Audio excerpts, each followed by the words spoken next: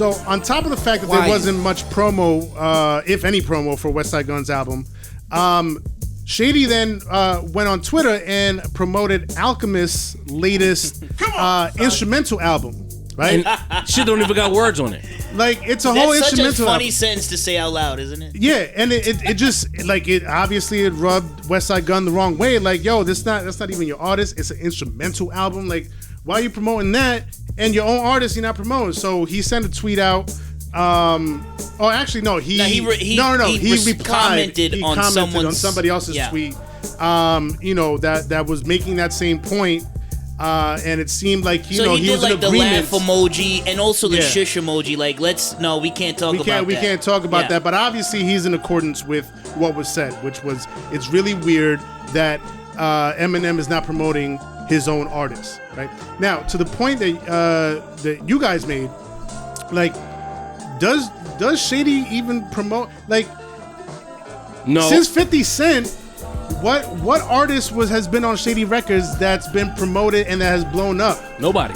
Like, Slaughterhouse wasn't really promoted. Joe Budden as a solo artist, Royce as a solo artist, D12. Do you guys like Yellow Wolf? Yellow. I mean, I think there was. Well, I fucks with Yellow Wolf. I mean, he cool. I like them on One Train. Yeah. That's literally the only thing I remember him from. So that tells you that. Yo, guys, Yellow Wolf goes in. He can rap. He can rap. I just feel like when it comes to the Griselda movement and a buzz they had, if you ask me, Shady fumbled the bag with Conway and Westside as far as promo. Like, the promo was non-existent. Now, again, okay, it's a pandemic. Maybe the money is funny. But we have a podcast. Mm-hmm. We know how much coin goes into promoting a podcast properly. Oh, yeah. I'm pretty sure the record label has quadruple or more what we have. More than quadruple. More than quadruple. You know what I'm saying? I couldn't think of it. The quintuple. We on our way. The fact remains is they have more money than we do. They could have had a whole online campaign. XM Radio was still there. They should have had a whole Griselda takeover. You know what I'm saying? There was no. You're scrolling on Instagram. There was no ad for a Westside Gunn release or a Conway release. It was just like, here's the music. They're not, and it's not a shot at Griselda. They understand this. They're just not a big enough act to just put a record out and it does what it does. Yeah. Right. It's gonna be fire. We know that. Mm-hmm. But when you're a new act to the masses, you sign through Shady.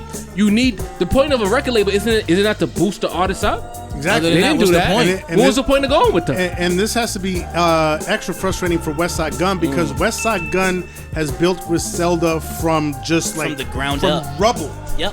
From the rubble of Buffalo, New York. That's a fact. And has built this whole movement to get to a certain place where they can make these moves, right? And he's thinking, yo, Shady, he's a lyricist. He comes from this school. He should be, he's the person to go with. But then I gotta look at Westside because Westside should have known from the rip that, based on what Griselda's doing, Shady was never the route. Yeah, but if he doesn't go with Shady in that moment where they're just some dudes from a city that has not gotten a lot of shine, they have this generational, international pop star come to them and say, let's do business together.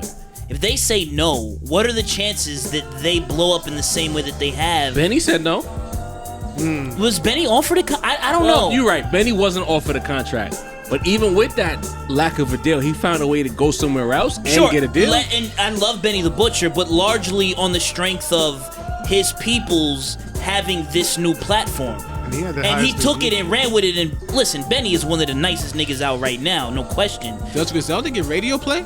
No, not really. No. I mean, maybe on satellite radio, like XM, they don't really make on certain DJ shows. They're not in rotation. I'm talking about the two B's. They're not in rotation. But if you get if Who Kid is doing something, you'll get a Griselda set. Yeah. But it's like you're not hearing. You're not gonna put on afternoon drive radio and hear a Griselda song.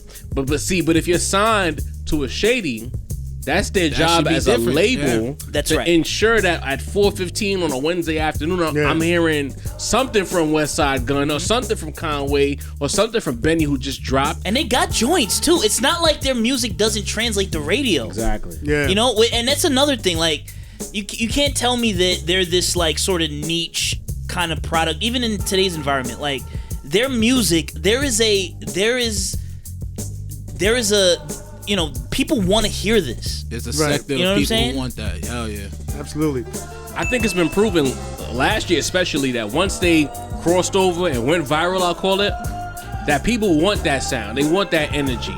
And we've seen the industry kind of piggyback on a Griselda sound. So obviously there's room for it. Right. And these guys are doing it the best. Why are we not making sure that they get seen by the largest audience possible? What's going on, Em? Weird. But again, I go back to the point. There's nothing in Shady Records history that indicates that they do this. Right. Why not go to Def Jam? Right. Why not go to Empire with I think Benny's over at Empire?